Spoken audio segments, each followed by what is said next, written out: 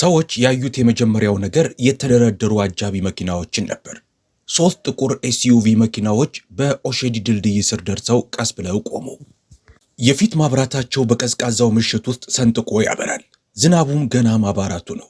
በረንዳ ዳሪዎች፣ አላፊ አግዳሚዎች፣ ነጋዴዎች፣ ከሥራ ወደ ቤት የሚመላለሱ የደከማቸው ሰዎች የተደረደሩ መኪናዎቹን ለማየት ፊታቸውን አዞሩ።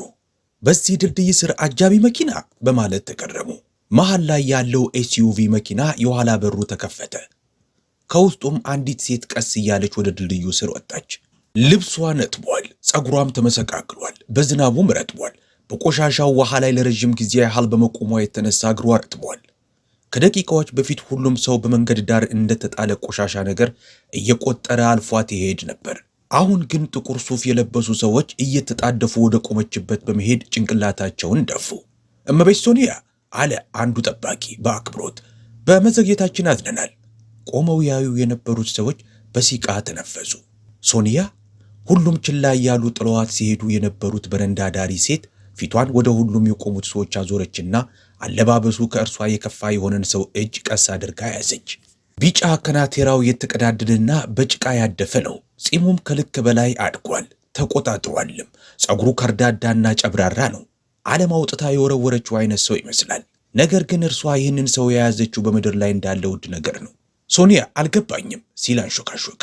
ጠባቂዎቹ የኋላውን በር ከፈቱላቸው። ህዝቡም አፈጠጠ። አፋቸው ተከፈተ፣ የሚያዩትን ነገር ለመረዳት በመሞከር። ለምን አንዲት ሀብታም ሴት የአንድ በረንዳ ዳሪን ሰው እጅ ትይዛለች? ለምንስ እየመራችው ወደ ቢሊዮነሮች መኪና ትወስደዋለች? ሶፊያ በተረጋጉ አይኖች ቀና ብላ ተመለከተችው። ቤንጃሚን አለችው ረጋ ባለ ድምፅ፣ ዛሬ ማታ አንተ ያሳየው ደግነት ሁሉንም ነገር ቀይሮታል። አይኖቹን አርገበገበ፣ ግራም ተጋብቷል። ልቡም በብርቱ እየመታ ነው። ውድና የተከበራችሁ ተመልካቾቻችን ይህንን ድንቅ ታሪክ ከመቀጠላችን በፊት እንደ ሁልጊዜው አብራችሁ መሆናችሁን ቪዲዮውን ላይክ በማድረግና ከየት ሆናችሁ እንደምትመለከቱን በኮሜንት ላይ በመጻፍ አሳውቁን። ለቻናሉም አዲስ ከሆናችሁ ሰብስክራይብ ማድረግ እንዳትረሱ። አሁን ታሪካችንን እንቀጥል። ምንድነው የተቀየረው? ይቺ ሴትስ ማን ናት? ለምንስ ነው ሁሉም ሰው እመቤቴ እያለ የሚጠራት? እነዚህን ጥያቄዎች መጠየቅ ከመቻሉ በፊት ሶኒያ በሐዘኔታ ፈገግ አለችና እጁን ጨመቀችው። አንድ ላይ ቆሻሻ የረጠበ ልብሳቸውን ለብሰው ኤስዩቪ መኪናው ውስጥ ገብተው ተቀመጡ። ሞተሩ አጓራ። መኪናው መንቀሳቀስ ሲጀምር በኦሼዲ ድልድይ ስር የተሰበሰበው ህዝብም አካባቢውን ለቆ ተበተነ። ግን በሁሉም ሰው ጭንቅላት ውስጥ አንድ አንገብጋቢ ጥያቄ ነበረ። ይቺ ሴት በትክክል ማን ናት የሚል። ከሰዓታት በፊት ይቺው ሴት እዚህ ግቢ የምትባል አስፈላጊ ሴት አትመስልም ነበረ። ከኦሼዲ ድልድይ ስር ሶኒያ ብቻዋን ቆማ ነበረ። ሙሉ ሰውነቷ እየተንቀጠቀጠም ነበረ። የነተበውና አመድ የመሰለው ቀሚሷ ቆዳዋ ላይ ተለጥፏል። በከባዱ ዝናብም ረጥቧል። ፀጉሯ ተበታትኗል እናም ረጥቧል። ፊቷ ላይ ተበታትኖም ተለጣጥፎ ይታያል። ከበላይዋ ካለው ድልድይ ላይ ውሃው ይንጠባጠባል። በባዶ እግሯ የቆመችበት መሬት ላይ ባሉት ክፍት ቦታዎች ውስጥ ውሃውም አቁሯል። መኪናዎች በዋናው መንገድ ላይ አልፈው እየተጣደፉ እየሄዱ ነው። እርሷን ግን ዞር ብሎ ያያትም የለም። ቀዝቃዛማው ነፋስ ሲነፍስ በብርዱ ጥርሷ ተንገጫገጨ። በክንዷ ራሷን አጥብቃ አቀፈች፣ ሰውነቷን ከመንቀጥቀጥ ለማስቆም። እባካችሁ ልትረዱኝ ትችላላችሁ? መጣራት ጀመረች። አንድ ወጣት ሲያልፍ አየችና እባክህን ቢያንስ ጃኬትን እንኳን ልትሰጠኝ ትችላለህ? ዞሮም አላያት። አይኖቹን ስልኩ ላይ ተክሎ እንደማትታይ ነፍስ ሁሉ ቆጥሮ አልፏት ሄደ። ሶኒያ ጉሮሮዋ ደረቀባት። ሌላ ሱፍ የለበሰ ሰው ቀረባት። ዣንጥላ ይዟል። ወደ እርሱ ጋር ሄደች። ድምጿ ደክሟል። እባክህን ጌታዬ፣ በጣም በርዶኛል፣ ልትረዳኝ ትችላለህ? ቢያንስ ጃኬትን ስጠኝ። ቆም ብሎ ከላይ እስከታች ተመለከታት። አይኖቹ በቆሻሻ ረጅም ቀሚሷ ላይ አረፉ። ፊቱን አኮሳተረ። ለድራማ የሚሆን ጊዜ የለኝም ብሏት ሄደ። ሶኒያ ልቧን ሲያማት ታወቃት። ድራማ? ሰዎች ስለ ስቃይ የሚያስቡት እንደዛ ብለው ነው? ጥንዶች አልፈው ሲሄዱ ተመለከተች። እጅ ለእጅ ተያይዘዋል። እየሳቁ በመሄድ ላይ ነበሩ። አንድ ትንሽ ዣንጥላንም ለሁለት እየተጋሩ ነው። ሶኒያ እጇን አነሳችና በድጋሚ ሞከረች። እባክን ታክሲ እንኳን እንድጠራ እርዳኝ ስትል ለመነችው። ወይም ቢያንስ ላፍታ ያህል አብረኸኝ ቆይ። ሴቲቱ ፍቅረኛዋን ወደ ራሷ አጥብቃ አቀፈችው። ሶኒያ ልትሰርቅባት የምትችል ይመስል እንሂድ አለችው። እነዚህ ሰዎች አደገኞች ሊሆኑ ይችላሉ። እነዚህ ሰዎች? የሶኒያ አይኖች በእንባ ተሞሉ። እነዚህ ለእርዳታ የሚለምኑ እጆች ዛሬ ጠዋት የቢሊዮን ናያራ ኮንትራቶችን ፈርመው መምጣታቸውን የሚያውቅ አንድም ሰው አልነበረም። የተቀዳደደና የነተበ ቀሚስ ለብሳ በብርድ እየተንቀጠቀጠች ከድልድይ ስር የቆመችው ሴት በሌጎስ ውስጥ በፍጥነት እያደገ ያለ የቴክኖሎጂ ካምፓኒ ዋና ስራ አስፈጻሚ ሲኢኦ መሆኗን ማናቸውም አላወቁም። ከፊት ለፊታቸው የቆመችው ሴት ላጤዋ እናትና ቢሊኒየሯ ሶኒያ ቤንሶን መሆኗን ያወቀ አልነበረም። ድሃ መስላ የቆመችዋ ሴት ቢሊኒየር ነበረች። አይኖቿን ጨፈነችና በጥልቀት ተነፈሰች። የሚመታ ልቧን ለማረጋጋትም ሞከረች። ይሄ የእርሷ ምርጫ ነበረ። ይሄ የእርሷ ፈተና ነበረ። ዝግጁ መሆኗን ለራሷ ብትነግረውም አሁን ግን እዚህ ቀዝቃዛ እርጥበታማ ቦታ ላይ ችላ ተብላ መቆሟ ድንገት ልቧን ትንሽነት አሰማው። ጭንቅላቷ የዛን ዕለት ጠዋት ስለተፈጠረው ክስተት አሰበ። በባናና ደሴት ውስጥ ዝናቡ ረጋ ብሎ በትልቁ የቪላ ቤት መኝታ ቤቷ መስኮት ላይ ተንኳለለ። የክፍሉ ውስጥ ይሞቃል። አልጋዋም ትልቅና ለስላሳ ነው። ክሬም በመሰለው ግድግዳ ላይ አምፖል ወርቃማ ብርሃኑን የመጨረሻው ሌተስት የተባለው አይፎን ስልኳ መልእክት መድረሱን አሳያት። እመቤት 3 ሌሎች ሰዎች የጋብቻ ጥያቄያቸውን ልከዋል አላት ረዳቷ ቶሪ በቪዲዮ ኮል። ሁሉም በጣም ስኬታማ ናቸው። አንዱ የግንባታ ኩባንያ አለው። አንዱ በነዳጅ ዘይትና በጋዝ ላይ ነው የሚሰራው። የመጨረሻው የመጣው በምስራቅ ካሉት የንጉሳውያን ቤተሰቦች ነው። ሶኒያ ፈገግ አለች፣ ግን አይኖቿ ድካም ይነበብባቸዋል። በዚህ ወር ምን ያህል መጡ ማለት ነው? ቶሪ ድምፁን አጥፍቶ ቆጠረ። 9 ሰዎች። ሁሉም ውድ መኪናዎችን ያሽከረክራሉ። ሁሉም ትልቅ ስም ያላቸው ናቸው። ልጇን ካስተኛች በኋላ ምን ያህል ምሽቶችን ብቻዋን እያለቀሰች እንደምታሳልፍ የሚያውቅላት የለም። አንዳቸውም ኩባንያዋን ከመሬት አንስታ ትልቅ ስም ያለው ለማድረግ ምን ያህል እንደታገለች የሚያውቅ የለም። የቀድሞ ባለቤቷ ሊጠቀምባት እንደሞከረ እንደዋሻትና እንዳጠፋት ማናቸውም አያውቁም። የሚያውቁት ያላትን ገንዘብ ብቻ ነው። የሚወዱት ስልጣኗን፣ አናኗሯን፣ ስሟን እንጂ እርሷን አይደለም። ስራ እንደሚበዛብኝ ንገራቸው አለችው በእርጋታ የስልክ ጥሪውን እየዘጋች። ከተቀመጠችበት ተነስታ በመስኮቷ አሻግራ ተመለከተች። ልቧን ተሰማት። ባል ብቻ ወንድ ብቻ አይደለም የምትፈልገው፣ ጓደኛ፣ ባልደረባ፣ ምንም የምትሰጠው ነገር በሌላት ጊዜ እጁን የሚዘረጋላት፣ ምንም በማትመስል ጊዜ እንኳ የሚያያት ሰው ነው የምትፈልገው። በዚህ ጊዜ ልጇ ኤሊያና ወደ ውስጥ ገባች። 15 ዓመቷ ነው። ከሳይዟ በላይ የሆነ ቲሸርት ለብሳለች። እማዬ አለቻት አልጋው ላይ እየወጣች። ደህና ነሽ? ሶኒያ ፈገግ ለማለት ተገደደች። ደህና ነኝ የኔ ልጅ፣ ዝም ብዬ እያሰብኩ ነው። በድጋሚ ስለ ፍቅር እያሰብሽ ነው ስትል ኤሊያና ሾፈችባት። የሚያጩሽ ሰዎች ሲልኩብሽ ሁልጊዜ ታስኛለሽ። ሶኒያ ሳቀች፣ ግን አይኖቿ ያንጸባርቃሉ። ምናልባት ስትል አመነች። ብቻ ለተሳሳተ ምክንያት የሚመጡ ሰዎች ታክተውኛል አለቻት። ኤሊያና ፊቷን አኮሳተረች። እያሰበች ነበረ። ከዛም አይኖቿ አበሩ። አንድ ሐሳብ ይመጣላት ይመስል። ሀብታም ባትመስይስ ስትል ጠየቀቻት። አንድ ኖርማል ሰው መስለሽ ወደ ውጭ ብትወጪስ? ወይም ድሃ መስለሽ? ከዛም የእውነት ማን ደግ እንደሆነ ታያለሽ። ሶኒያ ልጇ ላይ አፈጠጠች። ሐሳቧ ወጣ ያለ ያልተለመደና አደገኛ ነው። ግን ልቧ ውስጥ አንዳች ነገር ዘለለ። ባደርገውስ ስትል አንሾካሾከች። ድሃ ባስመስልስ? ኤሊያና አይኖቿን አርገበገበች። ቆይ ግን ከሰዓት በኋላ ሶኒያ ወስና ነበረ። አመድማ ቀሚስ ለበሰች። ጌጣጌጦቿን ሁሉ አወለቀች። ፀጉሯን አሰረችና በጣቷን መሰቃከለችው። ሜካፕ፣ ሽቶ አላረገችም። ትንሽ ገንዘብ ብቻ ያዘች። ስልኳንም ለኤሊያና ተወችላት። ከዛም በዛ ምሽት ብቻዋን መሄድ እንደምትፈልግ ለሾፌሯ ነገረችው። መዝነብ ሲጀምር ምሽቱን ሆን ብላ የኦሼዲ ድልድይ ስር ለማሳለፍ ቦታውን መረጠች። እንደዛ ባለ ቦታ ላይ ሰው ደግነትን ሊያሳያት ከቻለ ምናልባት የእውነት ደግነት ይሆናል። አሁን በዛው ድልድይ ስር ቆማ በብርዱ እየተንቀጠቀጠች ሶኒያ ስተሰርች ይሆን ስትል አሰበች። ማንም ሰው ሊረዳት አልፈቀደም። ሁለቴ ያያትም የለም። ምናልባት የኤሊያና ሐሳብ የሞኝ ሐሳብ ሳይሆን አይቀርም። ምናልባትም እውነተኛ ደግነት የሚባል ነገር ከእንግዲህ ላይኖር ይችል ይሆናል። እግሯ ሲደክማት ይሰማት ጀመር። ካጠገቧ ዝግ ያለ የእግር ኮቴ ድምፅ ሲቀርባት ስትሰማ መጀመሪያ ቀና ብላ አልተመለከተችም። ምክንያቱም ቀደም ብለው አጠገቧ ደርሰው ይቆሙ የነበሩት ሰዎች ወይ ሊሰድቧት ወይም ችላ ብለዋት ሊሄዱ እንደሆነ ገብቷታል። ከዛም ለስላሳ የወንድ ሰው ድምፅ ተናገረ። የኔም መቤት አለ አንድ እንግዳ ሰው በርካታ። እየተንቀጠቀጥሽ ነው። ሶኒያ ቀና ብላ ተመለከተችው። ጠይም ቆዳ ያለው ሰው ከፊት ለፊቷ ቆሟል። ቢጫ ቲሸርቱ የነተበና በጭቃና አፈር የቆሸሸ ነበረ። ጂንሱም ቆሽሿል። ጺሙ ከርድዷል። የተመሰቃቀለም ነው። ፀጉሩም ለወራቶች ማበጠሪያ ያየ አይመስልም። ሕይወት ደጋግማ የደቆሰችው ሰው ይመስላል። ግን አይኖቹ ደግነት ይታይባቸዋል። ቃል ከመተንፈሷ በፊት ቀስ አድርጎ የነተበ ኮቱን አውልቆ ቀረባት። ከዛም ቀስ አድርጎ ትከሻዋ ላይ ጠቀለለው። እባክሽን አለ ረጋ ባለ ድምፅ። እዛ አግዳሚ ወንበር ላይ አብረሽኝ ተቀመጪ፣ ከመሄድሽ በፊት እንድትበረቺ። የሶኒያ አይኖች በድንጋጤ ተበለጠጡ። ልቧ ለአፍታ ያህል ቀጥ ብላ ቆመች። መኪና፣ ዝና፣ ካሜራ፣ ጥቅም የሌለበት ንጹህና ቀላል ደግነት። ሰውየውን ለማየት ቀስ ብላ ፊቷን አዞረች። በሰከንድ ውስጥ በሕይወቷ ውስጥ ያለው ነገር ተለወጠ። ሶኒያ በእንጨት አግዳሚ ወንበሩ ላይ ተቀመጠች። አሁንም የነተበውን የቤንጃሚንን ኮት እንደለበሰች ነው። ኮቱ ዝናብ፣ ጭስ፣ የረጅም ቀን ትግል ሽታ ይሸታል። ሆኖም ለእርሷ ግን አሁንም በሕንፃ ውስጥ ካለው ውድ ብርድ ልብሷ የበለጠ ሙቀት ሰጥቷታል። ቤንጃሚን ፊቱ ላይ ያለውን የዝናብ ውሃ በእጁ ጠረገው። ይህ ትንሽ ገጽታው እንኳ ሕይወት ምን ያህል እንዳደከመው ያሳያል። ግን አይኖቹ፣ እነዛ የተረጋጉና ደግ አይኖቹ ከእርሷ ላይ አልተነቀሉም። ሁኔታዋ በጣም አሳስቦት እየተንቀጠቀጠ ተመለከታት። አሁን ትንሽ ሻላለሽ ሲል ረጋ ብሎ ጠየቃት። ሶኒያ ራሷን ነቀነቀች። አሁን አመሰግናለሁ። ድምጿ ዝቅ ቢልም ልባዊ ነበረ። ማንም ሰው ሙሉ ምሽቱን ይህንን ጥያቄ ጠየቃት አልነበረም። እንደ በረዳት እንኳ ለማወቅ ለረጅም ጊዜ ያህል ትክ ብሎ እንኳ ያያት አልነበረም።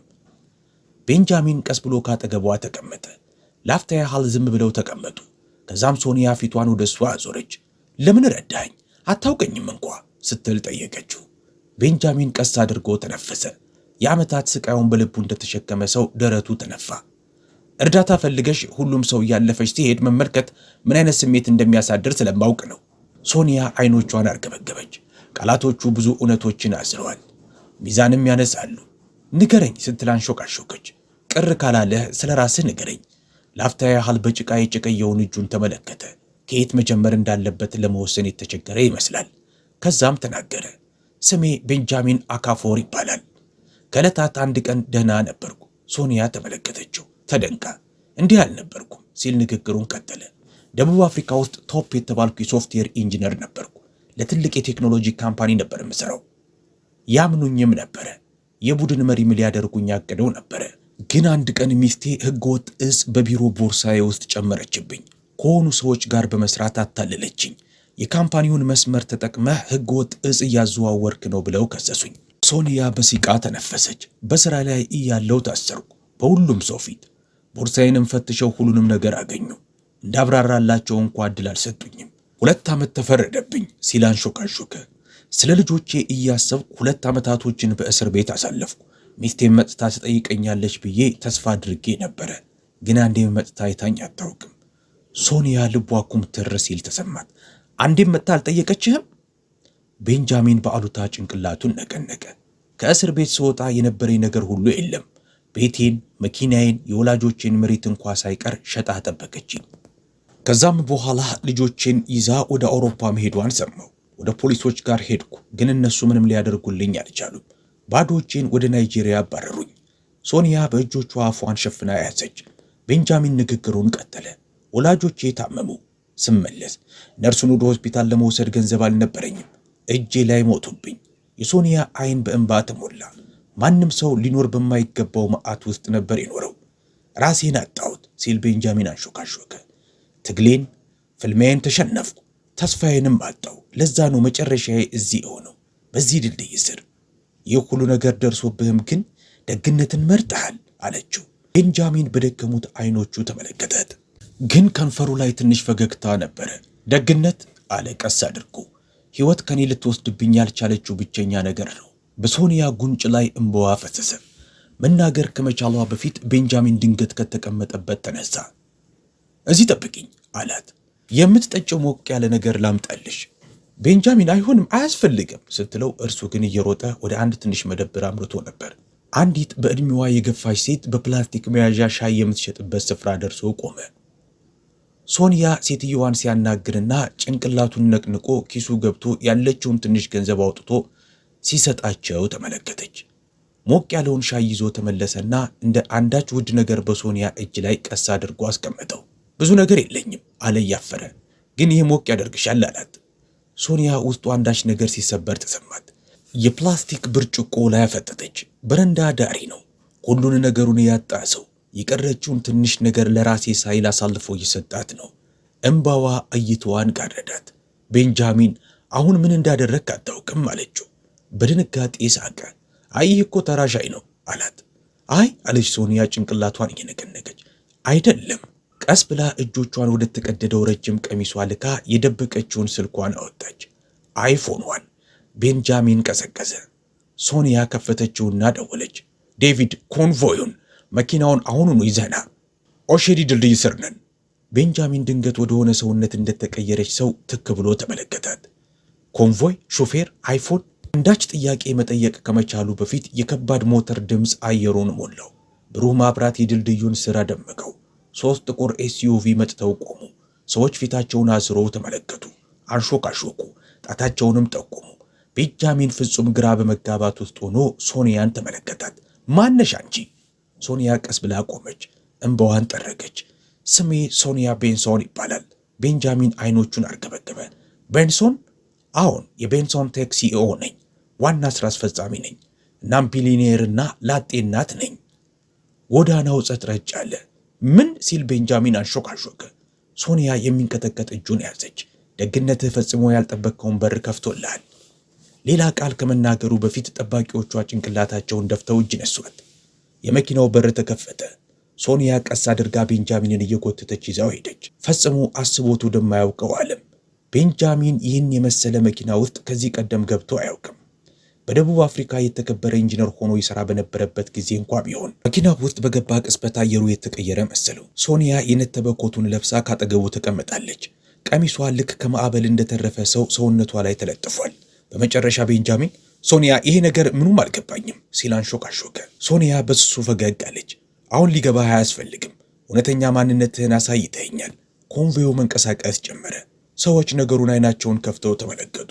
ጎዳና ላይ ሕይወት አንቅራ የተፋችውን በረንዳ ዳሪ አንዲት ቢሊኒየር የምትመስል ሴት እጁን ይዛ እየመራች ስትወስደው ያለው ትዕይንት ከህሊናቸው ላይ ሊጠፋላቸው አልቻለም። አንቺ ቢሊኒየር ነሽ ሲል ጠየቀ።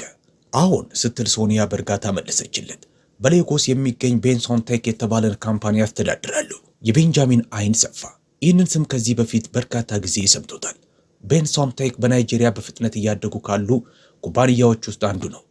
ፈጠራቸው በመላው አፍሪካ ውስጥ ይታወቃል። እና እንደዚህ ለብሰሽ ብቻሽን በዝናብ ውስጥ ሲል አንሾካሾከ።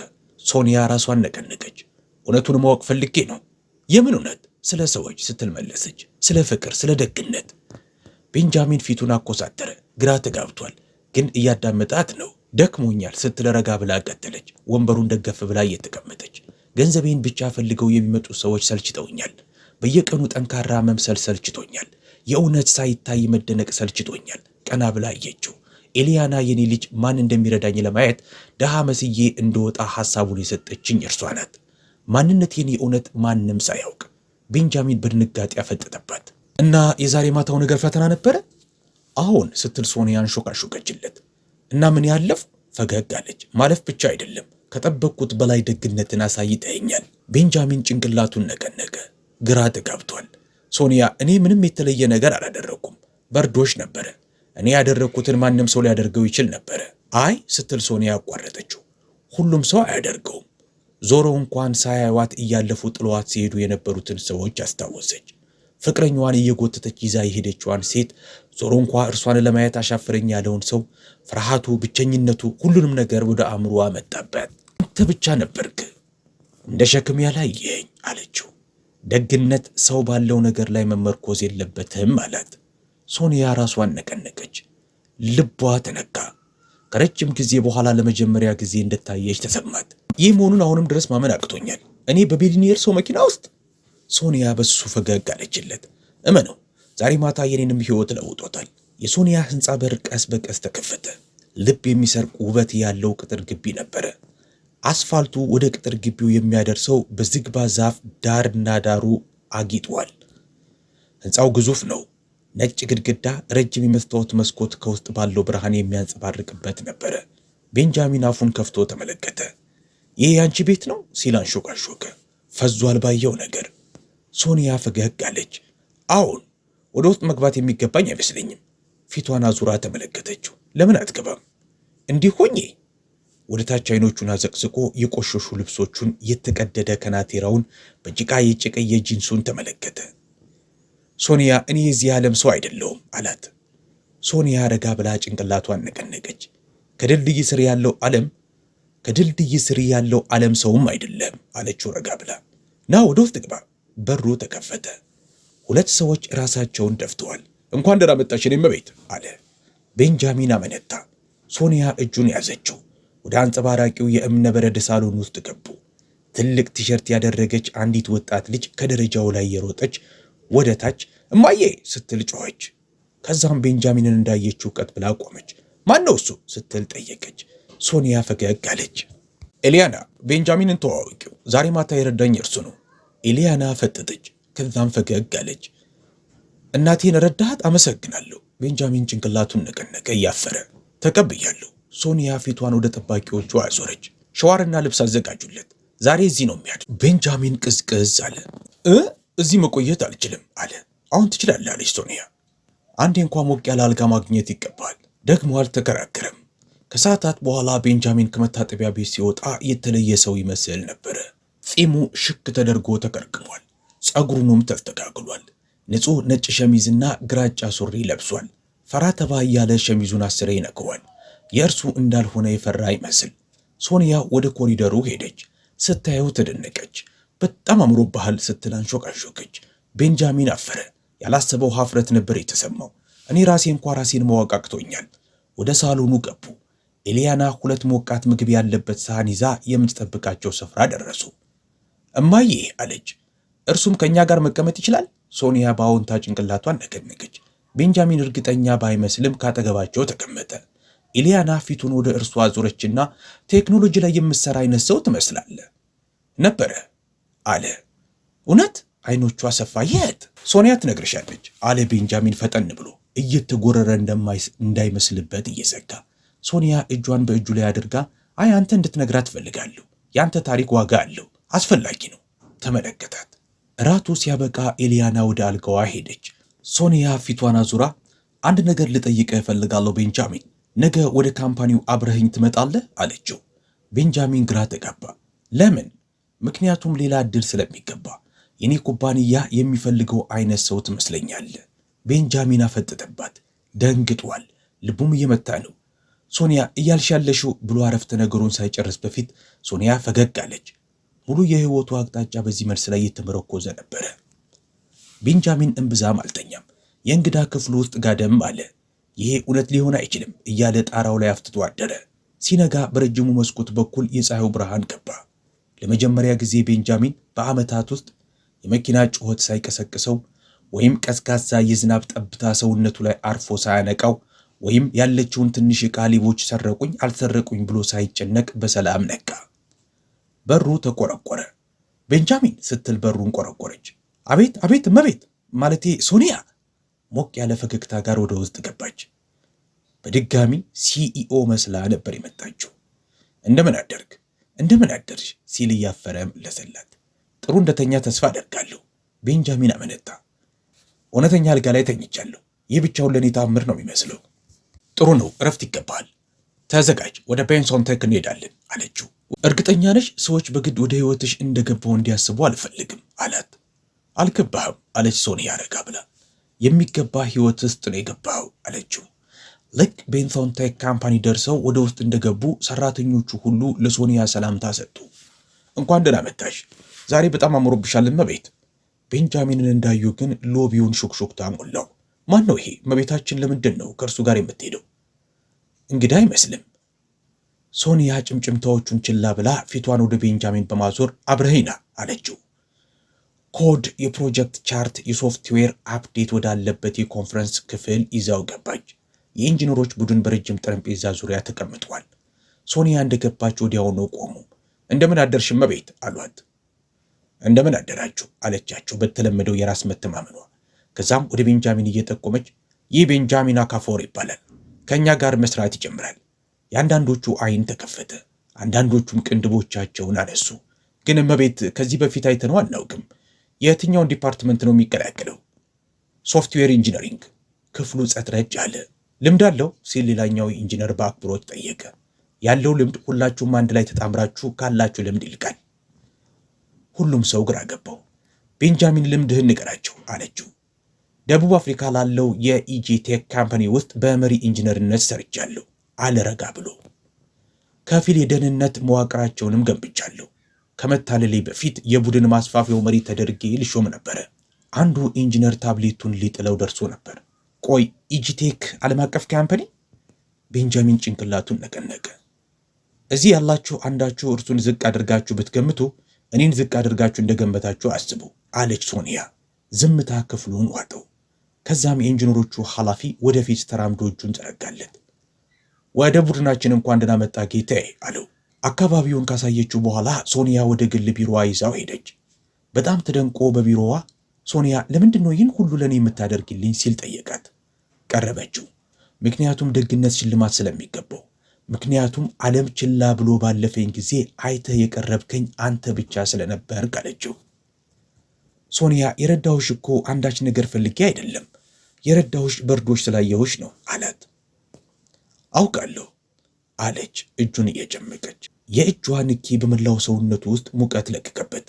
ቤንጃሚን ይህ እኮ ገና ጅማሮ ነው ስትል አንሾካሾከች። መልስ ከመስጠቱ በፊት በሩ ተቆረቆረ።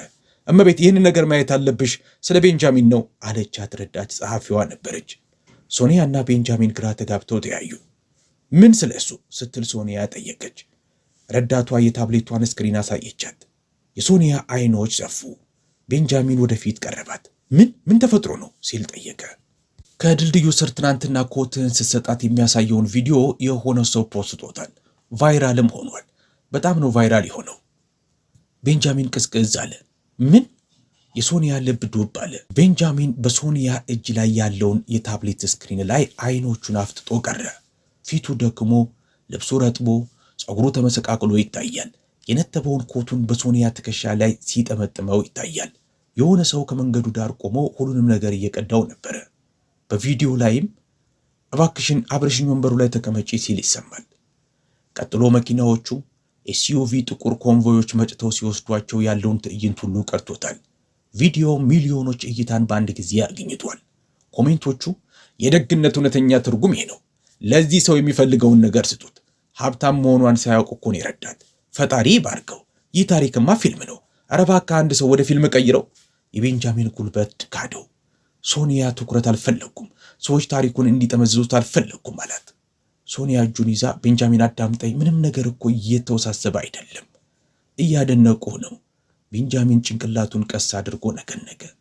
ዓለም ሲመለከተኝ አልለመድኩም፣ እንግዳውስ ዓለምን አትመልከት፣ እኔን ተመልከተኝ አለችው። ቀና አለ። በዚህ ቅጽበት ከቢሮ ውጭ ያለው ጩኸት ጠፋ።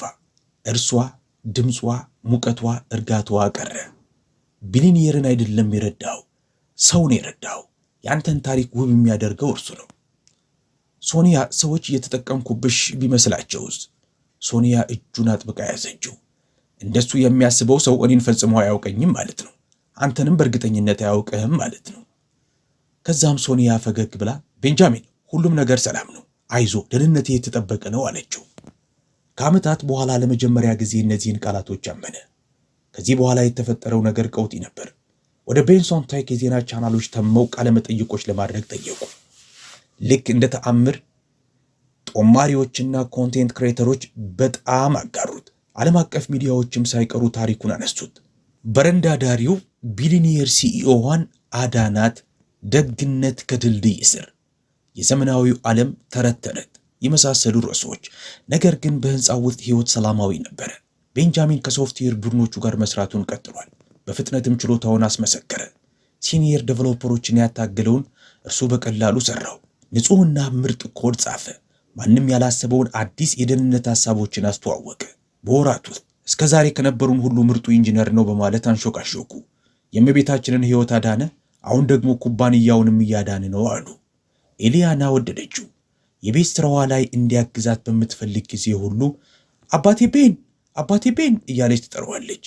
ሶኒያም ለዓመታት ተሰምቷት የማያውቀውን ነገር በእርሱ ውስጥ ማየት ጀመረች። እርጋታ፣ ጥበብ፣ ታማኝነት፣ ሰላም፣ ፍቅር። ብዙም ሳይቆይ እጃቸው መነካካት፣ ፈገግታቸው ለረጅም ጊዜ ያህል መቆየት፣ ወሬያቸው ጥልቅ እየሆነ መሄድ ጀመረ። አንድ ቀን ማታ ሶኒያ አንዳች እንግዳ የሆነ ነገር ልብ አለች። ብቻዋን እያደረች አልነበረም። ምክንያቱም የቤንጃሚን በቤቱ ውስጥ መኖር ዳግም ይሰማኛል ብላ ያላሰበችውን ምቾት እንዲሰማት አድርጓታል። ቤንጃሚንም ልጆቹን ካጣ በኋላ ለመጀመሪያ ጊዜ በድጋሚ ቤተሰብ መመስረት እንደሚቻል ተሰማው። አንድ ቀን ማታ ከማንጎ ዛፉ ስር በሶኒያ የአትክልት ስፍራ ከሚገኘው ቤንጃሚን ድንገት ተንበረከከና ሶኒያ አላት ድምፁ እየተንቀጠቀጠ። የምሰጥሽ ውብ ነገር የለኝም። ልሰጥሽ የምችለው ልቤን፣ ሕይወቴን፣ ታማኝነቴን፣ ፍቅሬን ብቻ ነው። ሶኒያ አቃሰተች። እጆቿን አፏ ላይ አደረገች። እንባ አይኖቿን ሞላው። በተሰበርኩ ጊዜ ያገኘሽኝ፣ በራሴ ማመን ባቃተኝ ጊዜ አመንሽብኝ። ቤት ሰጠሽኝ፣ በአንቺ ዓለም ውስጥ ቦታ ሰጠሽኝ። እባክሽን ያሳየሽኝን ፍቅር እየሰጠሁሽ ቀሪውን ሕይወቴን ከአንቺ ጋር እንዳሳለፍ ፍቀጅልኝ። ትንሽ ሳጥን አወጣ። ከውስጡ ቆንጆ የአልማዝ ቀለበት ያንጸባርቃል። ሶኒያ ፊቷን ሸፍና ለቀሰች። እሺ ስትል አንሾካሾከች። አሁን ቤንጃሚን አገባሃለሁ። የቤቱ ሰራተኞች በደስታ ጨበጨቡ። ኢሊያና በደስታ ጮኸች። ሁለቱንም አቀፈቻቸው። የሕይወት ዘመን ጅማሮ ነበረ። ድል ያለ ሰርግ ተደግሶ ተጋቡ። ኢሊያናም ከአቪዬሽን ትምህርት ቤት ፓይለት ሆና ተመርቃ ወጣች። እርሷም ጀምስ የተባለ የኬሚካል ኢንጂነር ጋር ተዋውቃ ሶኒያና ቤንጃሚን አጠገብ ላጠገብ ሆነው ድረው ሸኟት። ስለዚህ ታሪክ ያላችሁን አስተያየት ምንድን ነው? ከየትስ ሆናችሁ ነው የምትከታተሉን? እስከ መጨረሻው የተከታተላችሁትም ጨርሰናል ብላችሁ ጻፉልን። ከወደዳችሁትም ላይክ፣ ሼር፣ ኮሜንት አድርጉን። ለሌላ ተወዳጅ ታሪክም ቻናሉን ሰብስክራይብ አድርጉ። ስለተከታተላችሁ እናመሰግናለን። መልካም ጊዜ